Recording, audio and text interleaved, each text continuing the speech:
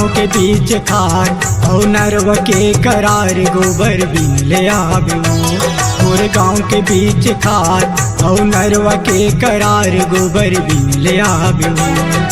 गोबर के बहाना सिर तो झन भुलावे गोबर के बहाना सिर तो झन भुलावे तुर गाँव के बीच खार और नदिया के किनारे टूरा मिल लया हूँगा। तुर गाँव के बीच खार और नदिया के किनारे टूरा मिल लया हूँगा।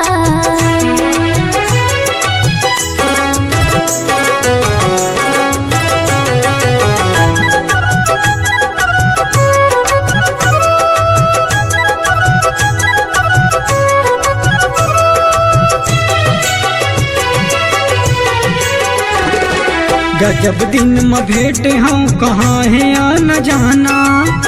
माया के गोटला गोटियाले तीर में आना माया के गोटला गोटियाले तीर में आना जन्म भर के दे दे जना संगे मोर जहरिया लगे रहे प्रीत जे माँ छन जाबे ते दुरिया लगे रहे प्रीत जे माँ छन जाबे ते दुरिया बांध माया के डोर टूरी झन भुलावे बांध माया के डोर टूरी झन भुलावे तुर गाँव के बीच खार और नदिया के किनारे टूरा मिल लया हूँगा।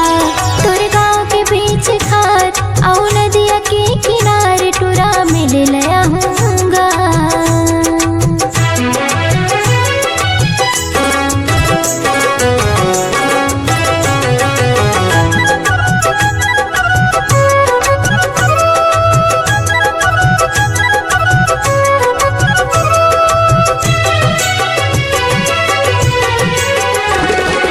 छेदक हवच काट बन के क्यों चितन करे जुआ दुखा मूल भारी हो गे जहर मूल दीजा दुखा मूल भारी हो गे जहर मूल दीजा टोली बोली के लग तोरा अब छाचल मार पान रे जियत भर तोर संग निभाऊं भले जाई मोर जान रे जियत भर तोर संग निभाऊं भले जाई मोर जान रे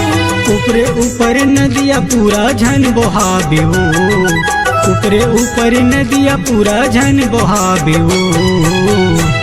तुर गाँव के बीच खार और नदिया के किनारे टूरा मिल लया हूँगा। तुर गाँव के बीच खार और नदिया के किनारे टूरा मिल लया हूँगा। गोबर के बहाना सिर तो झन भुलावे गोबर के बहाना सिर तो झन भुलावे तुर गाँव के बीच खार और नरवा के करार गोरा मिल लया हूँगा। तुर गाँव के बीच खार और नरवा के करार गोरा मिल लया हूँगा।